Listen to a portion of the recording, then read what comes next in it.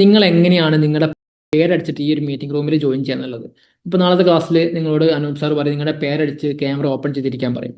അപ്പോൾ നിങ്ങളുടെ പേരടിച്ചാൽ മാത്രമേ അനൂപ് സാറിനെ ഓരോരുത്തരെയും വ്യക്തമായി നോക്കാൻ പറ്റുള്ളൂ, ആരാന്നുള്ളത് മനസ്സിലാക്കാൻ പറ്റുള്ളൂ. അപ്പോൾ അതിന് വേണ്ടിയിട്ട് നിങ്ങൾ എങ്ങനെയാണ് നിങ്ങളുടെ പേരടിച്ചിട്ട് ഈ ഒരു മീറ്റിംഗ് റൂമിൽ കയറുകയെന്ന് ഞാൻ പറഞ്ഞുതരാം. അപ്പം നേരത്തെ ഞാൻ കാണിച്ചില്ലേ, അതുപോലെ തന്നെ നിങ്ങൾ ആ ഒരു സ്ക്രീനിൻ്റെ മുകളിൽ ടച്ച് ചെയ്യുക.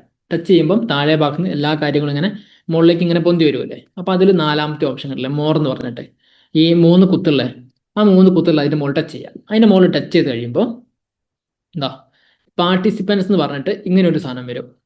അപ്പോൾ ഈ ഒരു മീറ്റിംഗ് റൂമിൽ എത്ര ആൾക്കാരോ ആരൊക്കെയാണോ പാർട്ടിസിപ്പേറ്റ് ചെയ്തതെന്ന് വെച്ചാൽ അവരുടെ എല്ലാവരുടെയും പേരുകൾ ഈ ഒരു ഇതിലുണ്ടാവും. അപ്പോൾ അതിന് വേണ്ടിയിട്ട് അതിൻ്റെ മുകളിൽ ടച്ച് ചെയ്യുക.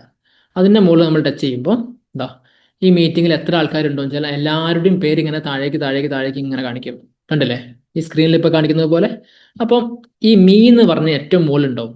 ആ മീ എന്ന് പറഞ്ഞ് ഏതാണോ അതാണ് നമ്മുടെ ഫോൺ ഉണ്ടാവുക. അപ്പോൾ ചിലപ്പം നിങ്ങളുടെ പേരാണെങ്കിൽ പേരിൻ്റെ അടുത്ത് മീ എന്നുണ്ടാവും. ഇനി പേരല്ല, ആദ്യമായിട്ട് ഈ മീറ്റിങ്ങിലൊക്കെ കയറുകയാണെങ്കിൽ ചിലപ്പോൾ ഫോണിൻ്റെ പേരായിരിക്കും ഉണ്ടാവുക.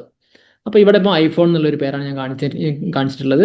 അതുപോലെ നിങ്ങളുടെ പേരെന്താണെന്ന് വെച്ചാൽ അതിൻ്റെ സൈഡിൽ മീ എന്നുണ്ടാവും. അപ്പോൾ ആ മീ എന്നുള്ള അവിടെ ടച്ച് ചെയ്യാം. അവിടെ നമ്മൾ ടച്ച് ചെയ്യുമ്പം നമുക്ക് പേര് മാറ്റാൻ വേണ്ടി ഒരു ഓപ്ഷൻ വരും. കണ്ടോ, ഇവിടെ കണ്ടോ പേര് മാറ്റാൻ വേണ്ടി വന്ന ഓപ്ഷൻ റീനെയിം എന്ന് പറഞ്ഞ് കാണിക്കുന്നുണ്ട്. അപ്പോൾ ആ റീനെയിം എന്നുള്ള അവിടെ ടച്ച് ചെയ്യണം. അവിടെ നമ്മൾ ടച്ച് ചെയ്യുമ്പം എന്താ ഇതുപോലെ enter a new screen name എന്നുണ്ടോ, ഇവിടെ ഇവിടെ ആദ്യമുള്ള പേര് ഇവിടെ കാണിക്കും. അപ്പോൾ നമ്മൾ എന്ത് ചെയ്യണം, ഈ ഒരു പേര് നമ്മൾ ഒഴിവാക്കണം.